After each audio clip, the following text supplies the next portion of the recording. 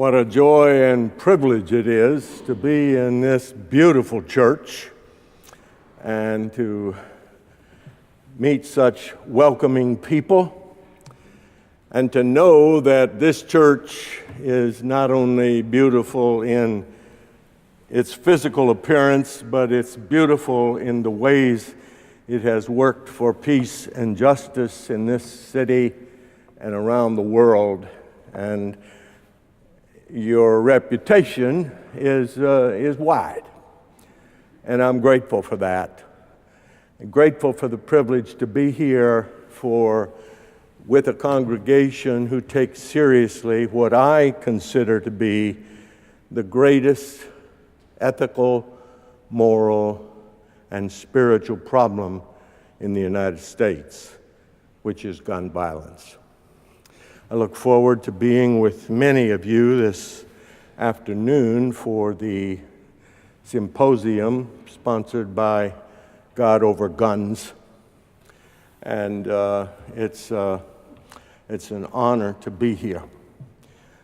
I have been in many pulpits, some just on floor level, and some a little bit higher. I've never been in a pulpit this high. And I am assuming, knowing that you all do all your work decently and in order, should there be a drop in air pressure somewhere, an oxygen mask will float down and I'll be safe. But it's a joy to be here, and I thank you for the privilege.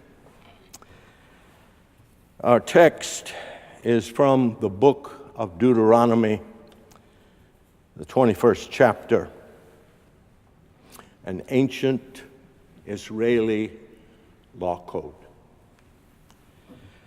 If in the land that the Lord your God is giving you to possess, a body is found lying in open country, and it is not known who struck the person down, then your elders and your judges shall come out to measure the distances to the towns that are near the body.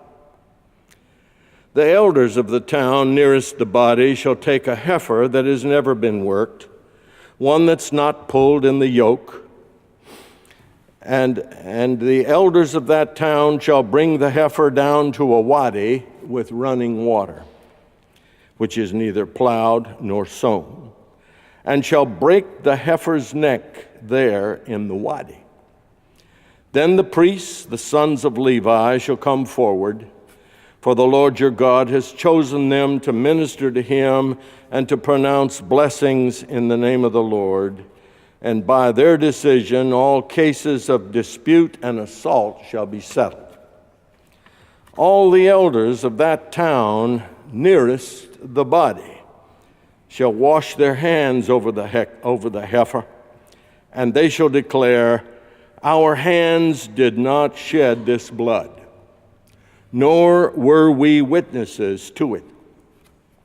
Absolve, O Lord, your people Israel, whom you redeemed. Do not let the guilt of innocent blood remain in the midst of your people Israel. Then they will be absolved of blood guilt.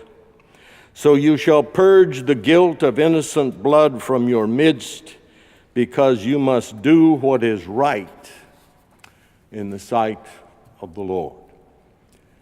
This is the word of the Lord. Thanks be to God.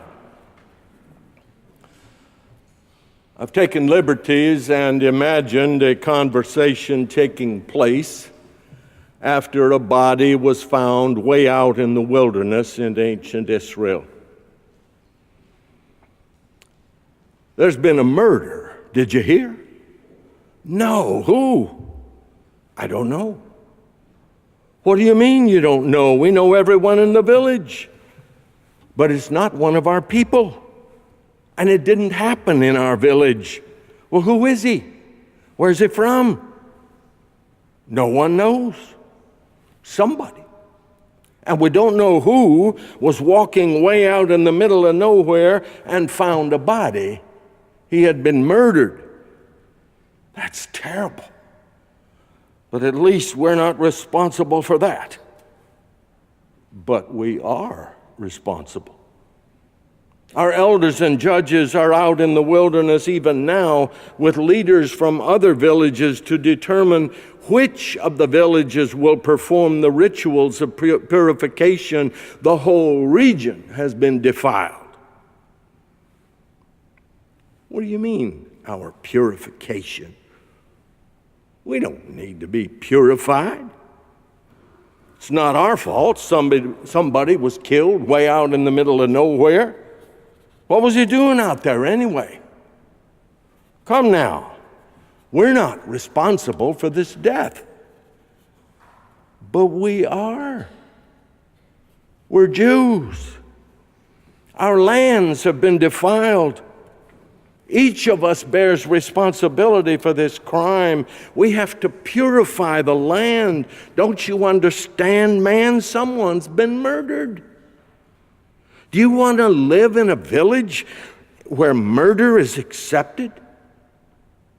Do you want to pretend that indiscriminate killing doesn't matter, even if it's a stranger? The scriptures from a law code of ancient Israel. And because the crime scene was far from any village and involved only one death, and the death of a stranger at that, it would probably have been ignored in many societies. But it could not be ignored in Israel because murder pollutes the entire area. Israel's relationship with God required a cleansing of the land after a murder, even if no one knew the victim or the perpetrator. For one of God's precious children had been violated.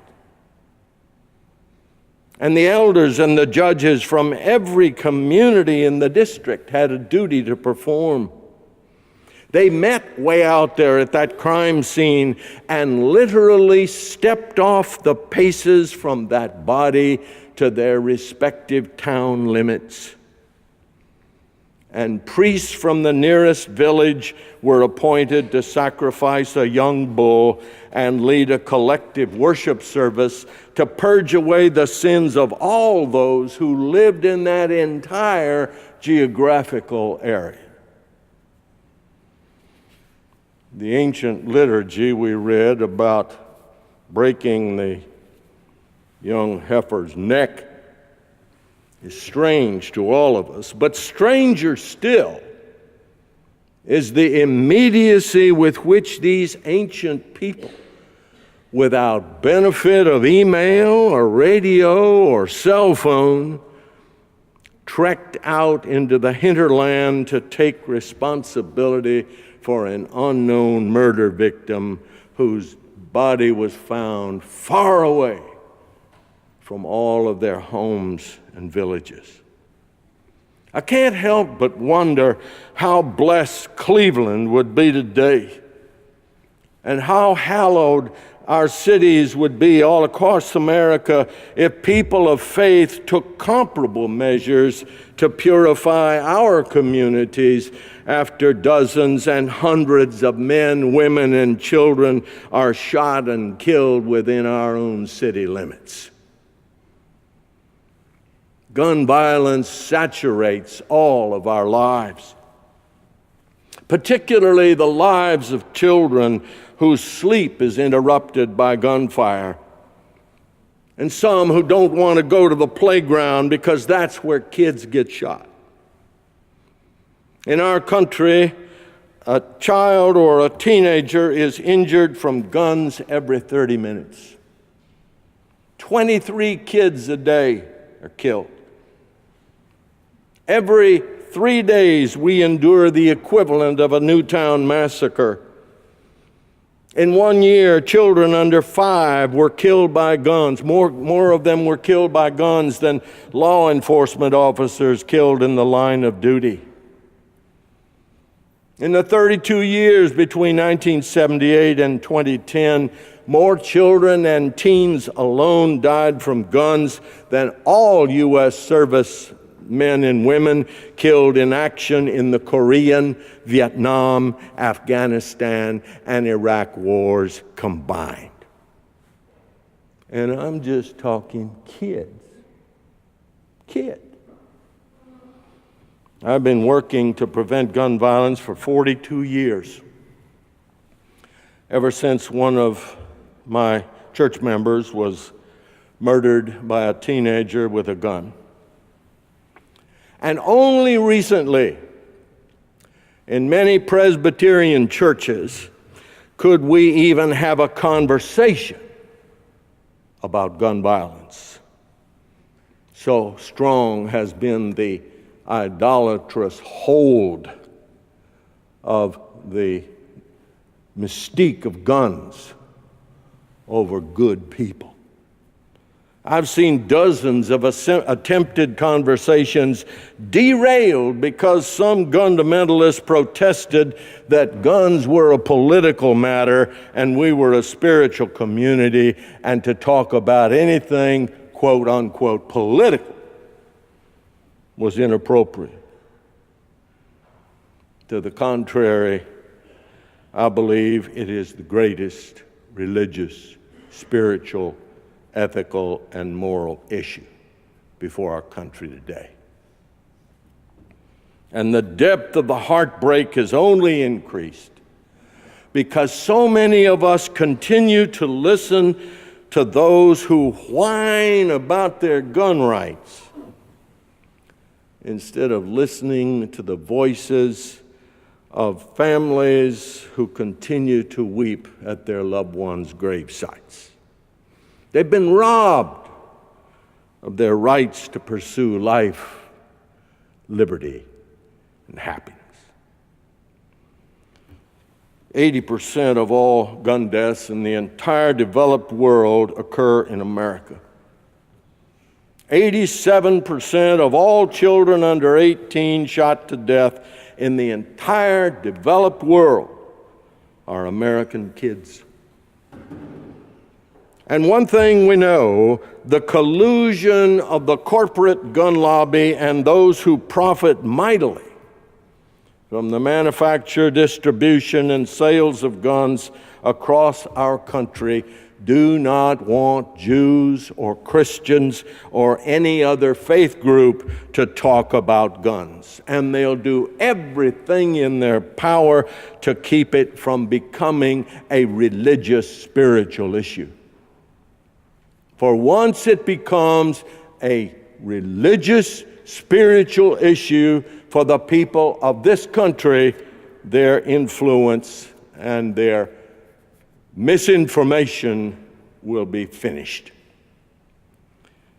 175 to 200 years ago, not only in the South, but in every part of the nation, people made big money on the backs of slaves. And those ones who made large profits were the ones who declared slavery is not a religious issue. It's an economic matter.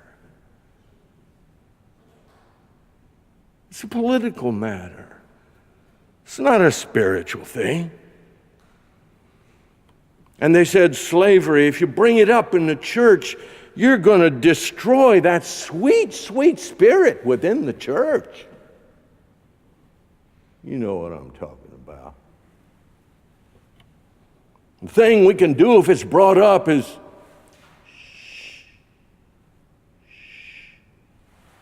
don't talk about it. Don't talk about it. Of course, gun violence has its political implications, but it is no more a political matter than arson or drunk driving, and it's thoroughly nonpartisan. Guns kill Republicans, Democrats, Independents, and Tea Partiers every day. The victims are Jews, Christians, Muslims, Sikhs, Hindus, Buddhists, atheists, agnostics. Whites, blacks, Latino, Asian, men, women, boys, girls, young, old, gay, straight, rich and poor, rural and urban, and gun owners too. It's the height of heresy and absurdity to claim that the thousands of gun deaths we experience every year, 36,000 to be exact, is not a spiritual matter. Every one of those 36,000 persons was born in the image of God. Each was a precious child of God. Each was a brother or sister in God's human family. Each was a neighbor whom God commands us to love. And according to the Apostle Paul, each one of them had a body which was the temple of the living God. You can't get more spiritual or theological than that. We experience obscene levels of violence in America because our leaders make terrible choices that perpetuate murder and disorder. They've been based on political calculations, subterfuge, and misinformation, not to mention the corporate gun lobby buying votes.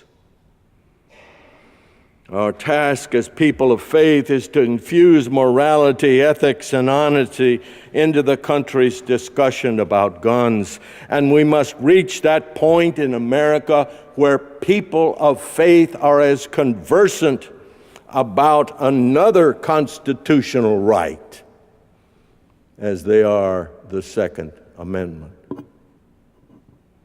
You know, we have another constitutional right called domestic tranquility. Living in domestic tranquility, wouldn't it be nice? It's in the preamble to the Constitution of the United States. And it was written before the Second Amendment was considered. Our representatives need to be reminded of that. Too many deaths, too many tears, too much heartache, too many homes and too many communities devastated by guns. And it's not a fate we are condemned to repeat year after year after year. And the $229 billion yearly price tag we pay because of gun violence in our economy is too high a price to pay. When those ancient Jews discovered one body in the wilderness, and a stranger at that, they immediately took action to purify their lands. Do we have any less responsibility for purifying and cleansing Cleveland and the hundreds of God's children who are killed each year here? You know, we have a thing in our Presbyterian Constitution, in our Book of Confessions and in our Book of Order, that tells us that it is one of the chief purposes of the church to maintain a solid witness for social righteousness. That is part of the purity that the ancient Jews sought. And people of faith have continued that search through the years to be a purified people, to be a righteous people. It's not just something that happens in the sanctuary. It's something that happens in all of our lives as we make a witness for peace and justice. But today, as we seek to witness to peace and justice, we should be buoyed up. We should be strengthened and be people of great hope, because there has been a sea change in what people across this country are saying and feeling about gun violence. All over this nation, people are saying, we've had enough. We've had enough. Over 80% of the NRA members and gun owners nationwide agree with the stances of the Presbyterian Church USA. That's something. It shows that somebody's doing some thinking. And 91% of the American people favor background checks on all guns sold. There's a growing understanding that public safety and public health should be paramount in our lawmaking. It's becoming clear from coast to coast that good gun laws work, and they work very well, and they save lives.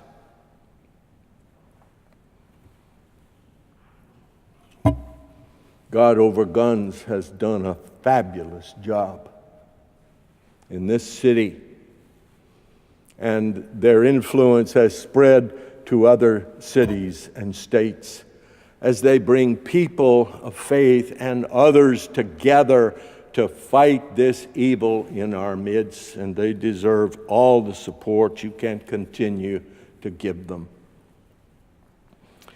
When I began working 42 years ago in this crazy business, I was motivated largely by my rage over the death of one of my friends who was killed by a teenager who picked up a gun at the bowling alley so he could go out and get some money.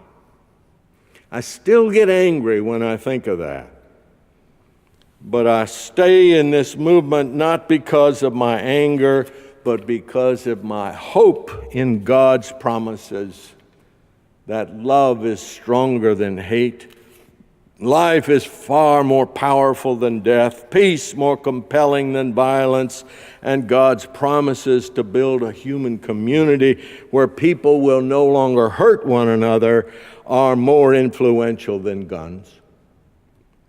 Guns can only kill, but God's ways lead to life and peace and justice for all. We Presbyterians should all be optimists. For to believe in God means to live in hope that the wrong will certainly fail and the right will prevail. To believe in God is to know that what ought to be done can be done. So let's join hands with all those who believe in God, called by whatever name, and go out and work with energy and intelligence, imagination, and love in our hearts to stop the killing. It's not God's will that we live that way. To stop the killing, to purify our communities, and to know the peace and love of God. Amen.